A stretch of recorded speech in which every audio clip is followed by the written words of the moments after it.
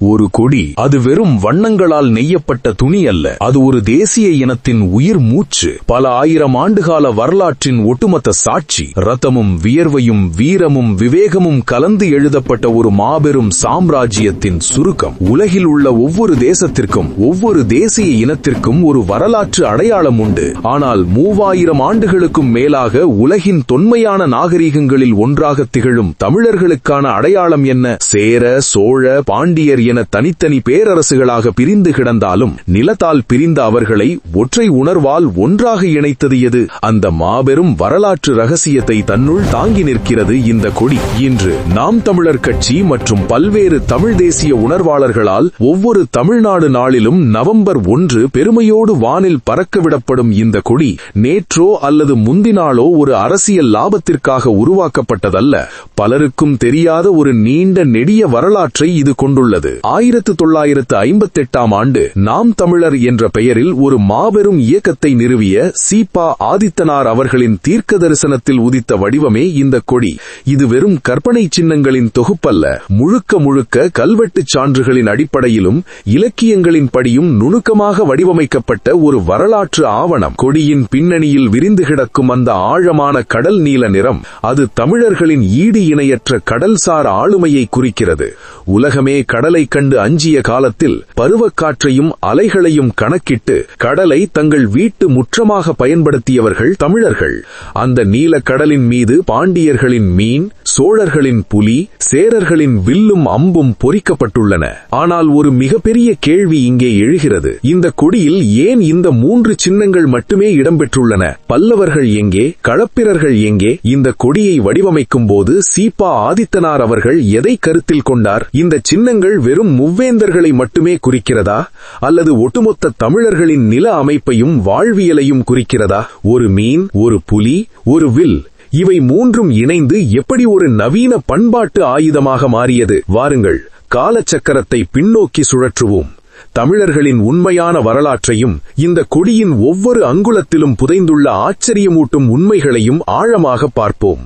1958இல் தமிழர் தந்தை சீபா ஆதித்தனாரால் உருவாக்கப்பட்ட இந்த கொடி பல தசாப்தங்களாக காலத்தின் சுவடுகளில் மறைந்து அரசியல் வரலாற்றின் இருண்ட பக்கங்களில் உறங்கிக் கொண்டிருந்தது. நிதர்சனமான உண்மை என்னவென்றால், பல தலைமுறை தமிழர்களுக்கு தங்களின் மூவேந்தர் மரபை குறிக்கும் இப்படி ஒரு கொடி இருப்பதே நீண்ட காலமாக தெரியாது. ஆனால் 2010ஆம் ஆண்டு சீபா ஆதித்தனாரின் அதே நாம் தமிழர் என்ற பெயரில் அரசியல் கட்சியை தொடங்கிய செந்தமிழன் சீமான் மறக்கப்பட்டு போன இந்த கொடியை மீண்டும் கையில் எடுத்தார். அதுவரை ஏடுகளில் மட்டுமே இருந்த மூவேந்தர் சின்னத்தை தனது கட்சியின் ஆணிவேராக மாற்றி அதை தமிழகத்தின் பட்டிதொட்டி எங்கும் கொண்டு சேர்த்த முழு பெருமையும் சீமான் அவர்களையே சாரும். தனது ஒவ்வொரு தேர்தல் மேடையிலும் ஒவ்வொரு போராட்ட களத்திலும் இந்த கொடியை பிரதான பின்புலமாக நிறுத்தினார். அதன் விளைவு இன்று மெரினா ஜல்லிக்கட்டு போராட்டமாக இருந்தாலும் சரி, நவம்பர் 1 தமிழ்நாடு நாள் எழுச்சியாக இருந்தாலும் சரி, கட்சி எல்லைகளை தாண்டி லட்சக்கணக்கான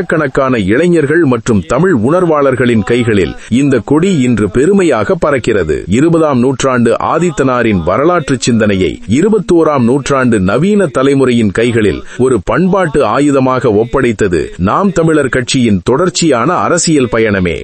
வரலாறு என்பது வெறும் ஆவணங்களில் தூங்கும் ஏடுகள் அல்ல. அது ஒரு நிலத்தின் பெருமிதம். தமிழ்நாடு என்ற ஒற்றை சொல்லுக்குள் அடங்கியிருக்கும் அந்த பெருமிதத்தின் முழுமையான வடிவமே சீபா ஆதித்தனாரால் அறிமுகப்படுத்தப்பட்டு இன்று நாம் தமிழர் கட்சியால் முன்னிறுத்தப்படும் இந்த தேசிய கொடி. இந்த கொடியின் ஒவ்வொரு வண்ணமும் ஒவ்வொரு குறியீடும் பல நூறாண்டுகால தரவுகளை தன்னுள் மறைத்து வைத்துள்ளது. முதலில் இந்த கொடியின் பின்புலமாக திகழும் அந்த ஆழமான கடல் நீல நிறத்திலிருந்து தொடங்குவோம். 1. நீல நிற பின்னணி. தமிழர்களின் கடல்சார் ஆளுமை. கொடியின் முழு பின்னணியும் ஏன் அடர் நீல நிறத்தில் அமைய வேண்டும்? நிலத்தை ஆண்ட மன்னர்களின் சின்னங்களுக்கு பின்னால் ஏன் கடல் இருக்க வேண்டும்? இதற்கான விடை பழந்தமிழர்களின் கடல்சார் வர்த்தகத்திலும் கப்பற்படை வலிமையிலும் உள்ளது. கிரேக்கம், ரோம், எகிப்து போன்ற பேரரசுகள் நிலப்பரப்பில் ஆதிக்கம் செலுத்திய காலத்தில் கடலையே தனது ராஜ்யமாக மாற்றியவர்கள் தமிழர்கள். சுமார் 2000 ஆண்டுகளுக்கு முன்பே முசிறி மற்றும் அரிக்கமேடு துறைமுகங்கள் உலக வர்த்தகத்தின் நரம்பு மையங்கள் வண்ணங்களாக திகழ்ந்தன.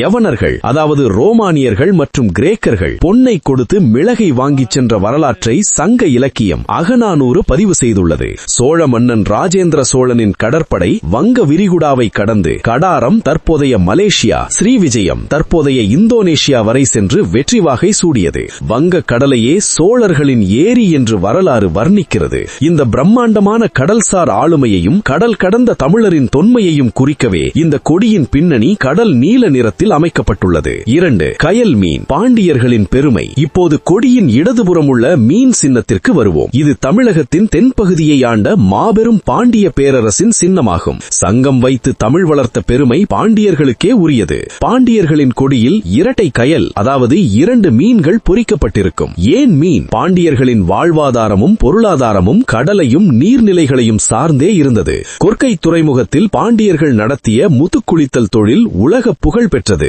மெகஸ்தனீஸ், தாலமி போன்ற வெளிநாட்டு பயணிகளின் குறிப்புகள் பாண்டியர்களின் செல்வ செழிப்பை வியந்து போற்றுகின்றன. தலையாலங்கானத்து செருவென்ற பாண்டிய நெடுஞ்செழியன் போன்ற மாவீரர்கள் வாழ்ந்த நிலம் அது. நீர்நிலை, வளம், செழிப்பு மற்றும் உலகின் மிகச்சிறந்த கடலோடிகள் என்பதின் அடையாளமாகவே இந்த மீன் சின்னம் கொடியில் கம்பீரமாக இடம்பெற்றுள்ளது. 3. நான் ஏற்றப்பட்ட நிலையில் வானை நோக்கி காத்திருக்கிற ஒரு வில்லும் அம்பும். இது மலைகளும் காடுகளும் சூழ்ந்த சேர நாட்டின் அடையாளம். இன்றைய கேரளத்தின் பெரும்பகுதியையும் மேற்கு தமிழகத்தையும் உள்ளடக்கியது பண்டைய சேர நாடு.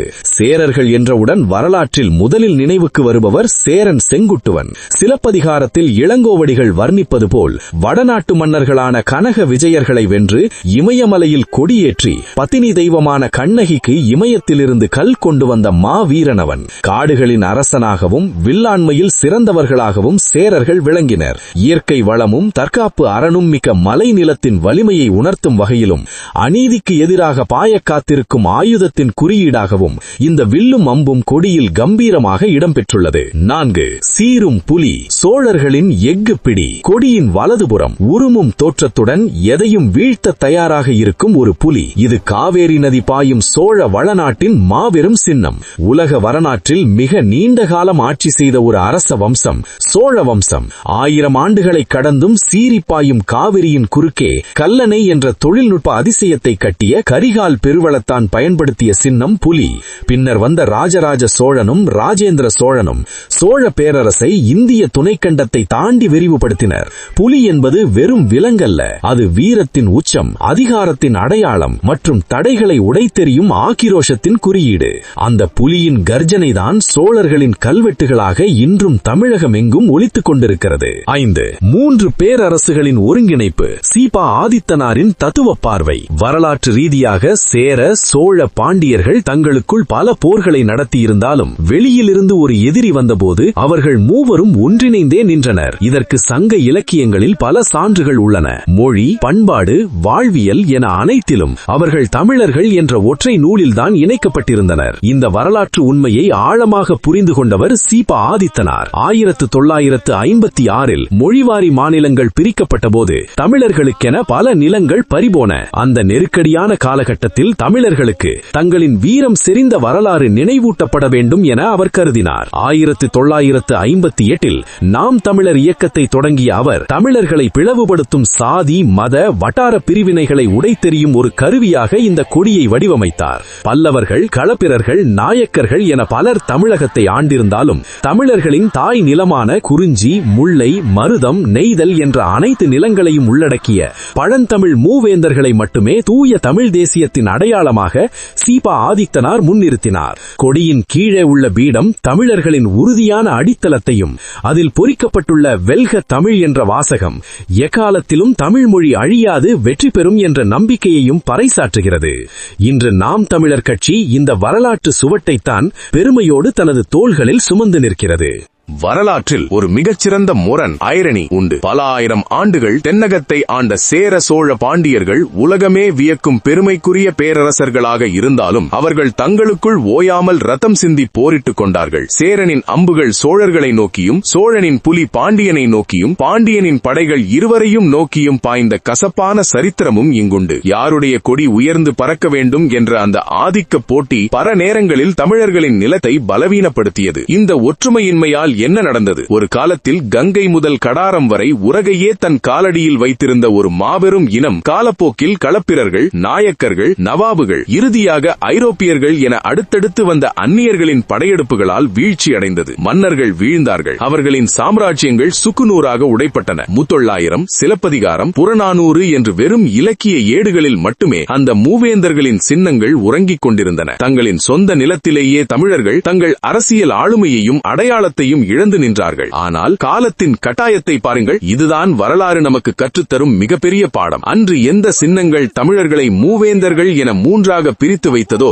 எந்த கொடிகளுக்காக அவர்கள் தங்களுக்குள் அடித்துக் கொண்டு வீழ்ந்தார்களோ, அதே சின்னங்கள் இன்று ஒரே கொடியில் இணைந்து ஒட்டுமொத்த தமிழர்களையும் ஓரணியில் திரட்டுகின்றன. பிளவுபட்டால் வீழ்வோம், ஒன்றிணைந்தால் வெல்வோம் என்ற வரலாற்றின் பாடத்தை கற்றுக்கொண்டதன் விளைவே சீபா ஆதித்தனார் உருவாக்கிய இந்த ஒருங்கிணைந்த கொடி. இன்று நாம் தமிழர் கட்சியும் பல்வேறு தமிழ் தேசிய உணர்வாளர்களும் இந்த கொடியை கையில் ஏந்துவது மீண்டும் வாழேந்தி நிலங்களை ஆக்கிரமிப்பதற்காக அல்ல, பல 100 ஆண்டுகளாக இழந்து போன தமிழர்களின் பண்பாட்டு பெருமையையும் அரசியல் உரிமையையும் ஜனநாயக வழியில் மீட்டெடுக்கவே. தங்களின் வரலாற்றை மறந்த எந்த ஒரு தேசிய இனமும் உலகில் நிலைத்திருந்ததாக சரித்திரமில்லை. இந்த நீல நிற கடல் பின்னணியில் உள்ள மீனும் புலியும் வில்லும் அம்பும் வெறும் கடந்த காலத்தின் எச்சங்கள் அல்ல, அவை எதிர்காலத்திற்கான விழிப்புணர்வுகள். அடுத்த முறை இந்த கொடி காற்றில் பட்டுளி வீசி பறப்பதை காணும்போது நினைவில் கொள்ளுங்கள், நீங்கள் பார்ப்பது வெறும் வண்ணங்களால் நெய்யப்பட்ட ஒரு துணியை அல்ல, 3000 ஆண்டு கால பழம்பெரும் மூவேந்தர் மரபின் வீரம் செறிந்த ஒரு மாபெரும் சாசனத்தை, ஒரு மீளாத சாம்ராஜ்யத்தின் அரசியல் மீளுருவாக்கத்தை. இந்த வீடியோ பிடித்திருந்தால் லைக் செய்யுங்கள், ஷேர் செய்யுங்கள், சப்ஸ்கிரைப் செய்யுங்கள்.